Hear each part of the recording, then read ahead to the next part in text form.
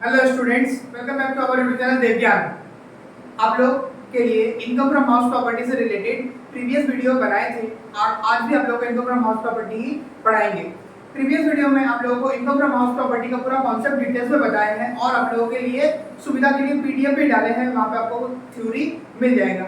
आज का ये जो वीडियो है इसमें आप लोगों को हम इनकम फ्रॉम हाउस प्रॉपर्टी का फॉर्मेट देंगे और बताएंगे कि कैसे income from house property calculate किया जाता है फॉर्मेट में। ठीक है, तो जानने के लिए सबसे पहला जो जरूरी बात है, आप लोगों को वीडियो को पूरा देखना पड़ेगा।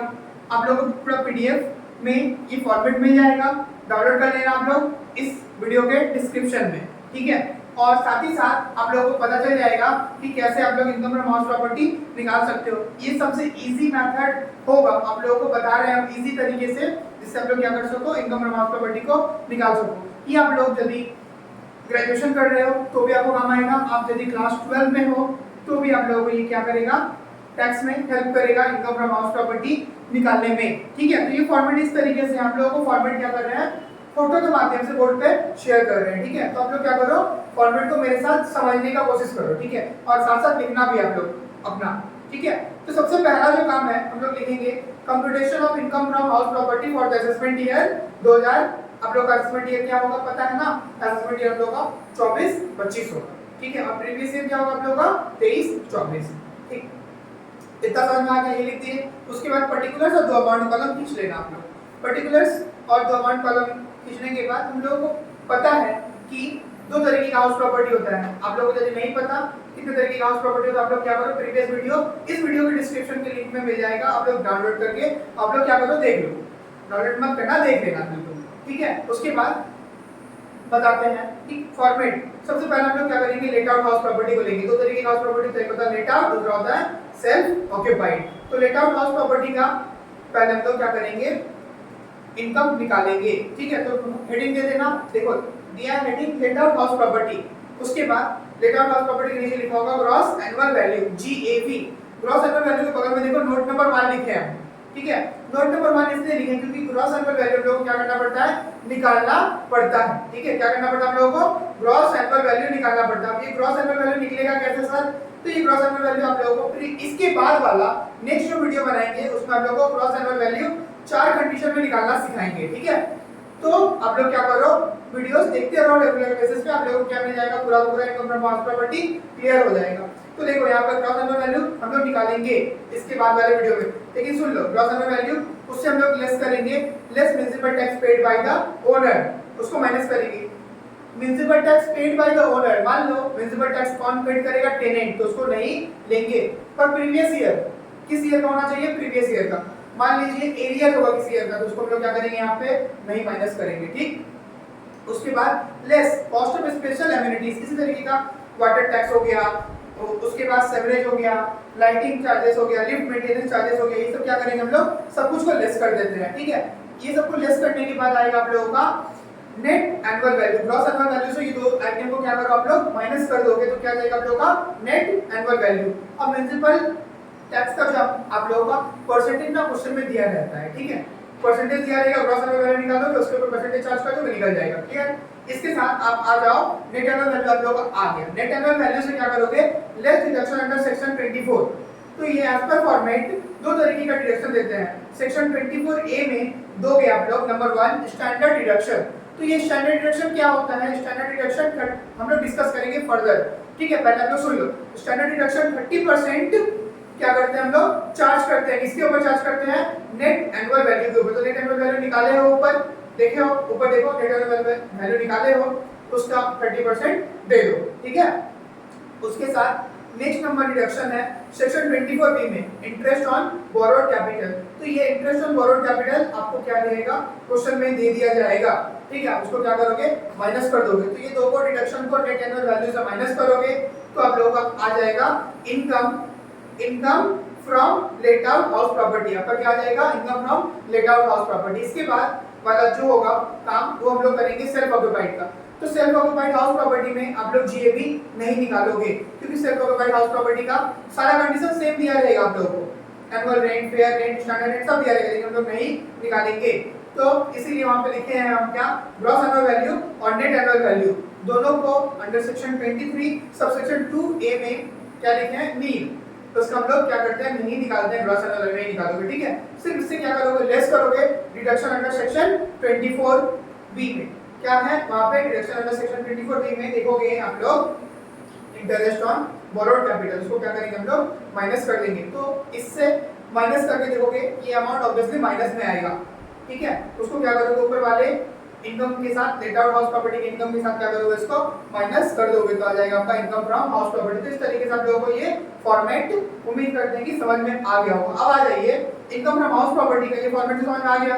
अब लोगों को बताते हैं कि एक्चुअली में ये ग्रॉस एनुअल वैल्यू किस तरीके से निकालते हैं और स्टैंडर्ड रेंट स्टैंडर्ड डिडक्शन क्या होता है, इंटरेस्ट ऑन बोरोड कैपिटल किस तरीके से दोगे, ठीक है।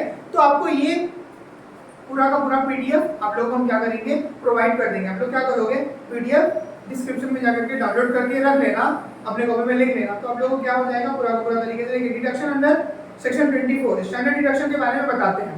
इसको थोड़ा सा सुन लो, आप लोगों को पीडीएफ में लिखा हुआ हैंडरिटन नोट मिल जाएगा, आप लोग क्या करोगे, डाउनलोड कर लेना।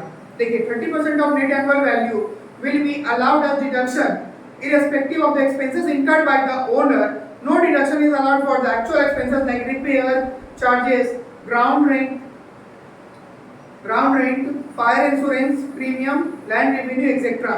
तो आपको डिडक्शन देना पड़ता है किससे, जो तरीके का एक्सपेंसेस एसएससी पे करता है उसके ऊपर आपको 30% डिडक्शन दे दिया जाता है। लेकिन ये रिपेयर चार्जेस के ऊपर, उसके बाद फायर इंश्योरेंस प्रीमियम के ऊपर, लैंड रेवेन्यू के ऊपर आपको डिडक्शन नहीं मिलेगा, ठीक। इसके बाद देखो इंटरेस्ट ऑन बोरोड कैपिटल, तो interest on borrowed capital will be allowed as deduction accrued basis, ठीक है। जो भी इंटरेस्ट लोगे लोन के ऊपर आपको क्या करना पड़ेगा, कंस्ट्रक्शन, रिपेयर, रिन्यूअल, ये सब के लिए आपको क्या करना पड़ेगा, इंटरेस्ट पे करना पड़ेगा, तो उसको आपको क्या करना है, माइनस कर देना है। तो आपको ये थ्योरी आपको नोट्स में मिल जाएगा। इसके बाद आ जाओ कैसे आप लोग क्या निकालोगे, ग्रॉस एनुअल वैल्यू निकालोगे, ठीक है। अब देखिए आप लोगों को जानना है ग्रॉस, ये मेन कहानी है ग्रॉस एनुअल वैल्यू का, ठीक है। इनकम फ्रॉम हाउस प्रॉपर्टी यदि सीखना है तो आपको ग्रॉस एनुअल वैल्यू निकालने आना चाहिए, ठीक है। ग्रॉस एनुअल वैल्यू चार बातों को ध्यान में रख करके निकालते हैं हम लोग। एक होगा आपका म्युनिसिपल वैल्यू, ठीक है, ये आपको थ्योरी मिल जाएगा पीडीएफ में, ठीक है। आप लोग बस खाली समझ लो म्युनिसिपल वैल्यू, उसके बाद फेयर रेंटल वैल्यू, नेक्स्ट होता है स्टैंडर्ड रेंट और last one is what, annual rent. इन चार चीजों का आपको क्या करना है, जानना है। Municipal value, fair rental value, standard rent और एनुअल रेंट, ठीक है। ये चार चीज आप लोगों को क्या करेंगे, एक्सप्लेन करेंगे अभी, ठीक है। जब ये चार चीज आप लोगों को समझ में आ जाएगा तो आप लोग क्या करोगे, इजी तरीके से आप लोग ग्रॉस एनुअल वैल्यू निकाल लोगे। और जानते हो जब ये ग्रॉस एनुअल वैल्यू निकाल लिए तो आपका सम्स इजी तरीके से बन जाएगा। बाकी सब आपको क्वेश्चन में दिया जाता है, ठीक है। तो देखिए आप ग्रॉस एनुअल वैल्यू एक्चुअली होता क्या है, GAV is determined by the income of the authority depending on the four features, ठीक है। फोर फीचर्स के ऊपर डिपेंड करता है। ग्रॉस परमिसेबल वैल्यू, ठीक है, ग्रॉस परमिसेबल वैल्यू या फिर ग्रॉस म्युनिसिपल वैल्यू एक ही होता है, ठीक है। ग्रॉस परमिसेबल वैल्यू या फिर ग्रॉस म्युनिसिपल वैल्यू, ठीक है। Municipal value, gross permissible value same होता है, ठीक है। देखिए अब ये क्या होता है, म्युनिसिपल अथॉरिटी, आप लोगों को पता है हर एक घर क्या होता है, एक पर्टिकुलर म्युनिसिपैलिटी के अंतर्गत या फिर किसी ना किसी पंचायत के अंतर्गत या फिर किसी ना किसी कॉर्पोरेशन के अंतर्गत पड़ता है। तो म्युनिसिपल अथॉरिटी क्या करता है, एक घर का क्या करता है, प्राइस या फिर वैल्यू फिक्स्ड करता है, क्या करता है, फिक्स्ड करता है। उसको हम लोग क्या बोलते हैं, municipal value of that house property, ठीक है। तो आपको ये पीडीएफ में पूरा का पूरा थ्योरी मिल जाएगा क्या होता है। नेक्स्ट है fair rental value. Fair rental value क्या होता है, फेयर रेंटल वैल्यू का मतलब होता है ऐसा रेंटल वैल्यू जो कि एक बिल्डिंग का दूसरे बिल्डिंग के साथ या फिर एक हाउस प्रॉपर्टी का दूसरे हाउस प्रॉपर्टी के सिमिलर हाउस प्रॉपर्टी के बराबर होगा। जैसे कि मान लीजिए घर ए और घर बी, दो तरीके के घर है, दोनों एक जैसा ही तरीके के घर है, तो उस एक ही लोकेलिटी में है, तो हाउस ए का जो वैल्यू होगा हाउस बी का भी सेम ही वैल्यू होना चाहिए। इसी को बोलते हैं हम लोग क्या, फेयर रेंटल वैल्यू। तो आपको यहाँ पे थ्योरी मिल जाएगा आपको नोट्स में। नेक्स्ट है स्टैंडर्ड रेंट। स्टैंडर्ड रेंट ये रेंट कंट्रोल एक्ट। अब रेंट कंट्रोल एक्ट क्या होता है, जब किसी भी तरीके का डिस्प्यूट होता है किसके बीच में, ओनर और टेनेंट के बीच में, मतलब लैंडलॉर्ड और टेनेंट के बीच में किसी तरीके का डिस्प्यूट होगा तो वहां पे स्टैंडर्ड रेंट एप्लीकेबल होता है। ठीक है, अब मान लीजिए आपका एग्रीमेंट होता है, रेंट पे रहने के लिए क्या होना पड़ता है, एग्रीमेंट करना पड़ता है, या फिर हाउस लेने के लिए किसी को क्या किया जाता है, टेनेंट और ओनर लैंडलॉर्ड के बीच में क्या किया जाता है, एग्रीमेंट किया जाता है। एग्रीमेंट के तहत ही घर को क्या किया जाता है, दिया जाता है। ठीक है, तो अब कोई तरीके का अगर डिस्प्यूट आता है तो स्टैंडर्ड रेंट हेल्प करता है उस डिस्प्यूट को सॉल्व करने में। Standard rent, the rent that is fixed under the rent control act is called standard rent. तो आप लोगों को ये थ्योरी मिल जाएगा। ठीक, और एनुअल रेंट, एनुअल रेंट क्या मतलब होता है, एनुअल रेंट का मतलब होता है एक साल का रेंट। क्या होगा, एक साल का रेंट जो कि आपको मिलेगा। साल का रेंट, हर एक हाउस प्रॉपर्टी का एक रेंट क्या होता है या फिर एक वैल्यू क्या होता है, एक साल का फिक्स्ड होता है। तो उसको क्या करते हैं हम लोग, कंप्यूट करते हैं। जैसे कि मान लीजिए एक हाउस प्रॉपर्टी का रेंट है 10,000 रुपए पर मंथ, तो एक साल का रेंट कितना होगा, 10,000 इंटू 12 मतलब 1,20,000, ये फिक्स्ड होगा एनुअल। अब यहाँ पे एक और चीज जानना है हम लोगों को, एक्चुअल, एक्चुअल रेंट क्या जानना है हम लोगों को, एक्चुअल रेंट। ठीक है, अब एक्चुअल रेंट क्या होता है, एक्चुअल रेंट होता है ऐसा रेंट जो कि किसको मिलता है, ओनर को एक्चुअली रियलाइज्ड होता है। ठीक है, यहाँ पे दो बातों को जानना जरूरी है। एक्चुअल रेंट को निकालने के लिए दो बातों को जानना पड़ेगा। एक होता है अनरियलाइज्ड रेंट, क्या होता है, एक अनरियलाइज्ड रेंट, दूसरा होता है वैकेंसी पीरियड। क्या होगा आपका, एक होगा अनरियलाइज्ड रेंट, एक होगा वैकेंसी पीरियड। का देखो, एनुअल रेंट मतलब एक साल का रेंट हो गया, अनरियलाइज्ड रेंट का मतलब ऐसा रेंट जो कि ओनर को नहीं मिलता है। अब अनरियलाइज्ड रेंट नहीं मिलता है बोलने का मतलब क्या है कि मान लीजिए घर में किराएदार आपके रहा है, वो 12 महीना रहा है। ठीक है, क्या हुआ है, 12 महीना रहने के बाद वो सिर्फ रेंट दे किया 11 महीने का, और किसी तरीके का डिस्प्यूट कर रहा, प्रॉब्लम क्रिएट कर रहा, तो 1 महीने का रेंट वो पे नहीं किया, तो वहां पे क्या होगा, ओनर को 1 महीने का रेंट रियलाइज नहीं होगा। ठीक है, हाउस प्रॉपर्टी का रेंट क्या होगा, सिर्फ 11 महीने का मिलेगा। ठीक है, तो वो अनरियलाइज्ड रेंट। जैसे एग्जांपल देख लो, अब बताया ना एनुअल रेंट कैसे होता है, 10,000 इंटू 12, 10,000 इंटू 12, 10,000 इंटू 12, क्लियर। आपको क्या मिलेगा, 10,000 इंटू 12। एक साल का एनुअल रेंट कितना मिल रहा है आपको, मिलना चाहिए 1,20,000। कितना मिलना चाहिए आपको, 1,20,000, क्लियर। और यहाँ पे अनरियलाइज्ड रेंट, मान लीजिए आपको 1 महीने का रेंट नहीं मिला है, तो 1 महीने का रेंट नहीं मिला है मतलब 10,000 नहीं मिला है, तो आपको एक्चुअल रेंट मिल कितना रहा है, 1,10,000। सिर्फ कितना मिल रहा है आपको, 11 महीने का रेंट मिल रहा है, तो एक्चुअल रेंट कितना होगा आपका यहाँ पे, इस हिसाब से देखा जाएगा तो 1,10,000, क्लियर। तो अनरियलाइज्ड रेंट समझ में आ गया। Unrealised rent is the amount of rent या फिर amount of value that is not received by the owner. ठीक है, तो अनरियलाइज्ड रेंट समझ में आ गया। नेक्स्ट है क्या, वैकेंसी पीरियड। वैकेंसी पीरियड का मतलब होता है जो कि घर, कोई भी हाउस प्रॉपर्टी जितने दिन के लिए खाली रहता है, मान लीजिए पूरा साल में 12 महीना होता है ना, 12 महीना में मान लीजिए अप्रैल से लेकर के मार्च तक के बीच में, तो टेनेंट मान लीजिए अप्रैल में आपके घर में आ गया है और वो अप्रैल से लेकर के जनवरी तक रह रहा है, तो आपको रेंट कितना महीने का मिलेगा, अप्रैल से सिर्फ जनवरी तक का, और 2 महीना फरवरी और मार्च आपका घर क्या है, वैकेंट है, मतलब 2 मंथ के लिए वैकेंट है, तो वैकेंट पीरियड में आपको कोई रेंट देगा नहीं देगा, तो वैकेंसी पीरियड का रेंट नहीं होता है। समझ में आया। तो वैकेंसी का मतलब क्या है, जितना समय आपका घर खाली रहा है उसी को क्या बोलते हैं हम लोग, वैकेंसी पीरियड। ठीक है, उस समय आपको कोई भी रेंट नहीं मिलेगा। वैकेंसी पीरियड का मतलब समझ में आ गया ना सभी को।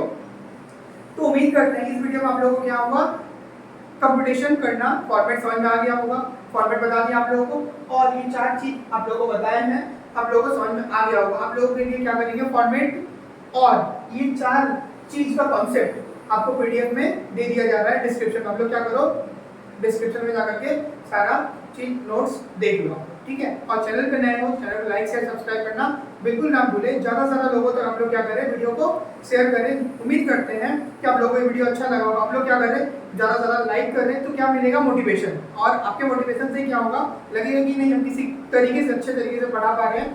नहीं पढ़ा पा रहे तो आप लोग कमेंट करो, आप लोगों को कमेंट को भी सुना जाएगा। हो सके कुछ गलती हो रहा हो तो आप लोग क्या करो, बताओ, सजेशन दो, ठीक है। और उम्मीद करते हैं कि समझ में आ गया हो। नहीं समझ में आ तो आप लोग क्या करो, कमेंट करके बताओ कि सर कुछ समझ में नहीं आ रहा, हम क्या करेंगे और भी बेटर तरीके से कोशिश करेंगे आप लोगों के लिए बताने का, ठीक है। थैंक्स फॉर वॉचिंग, देव ज्ञान।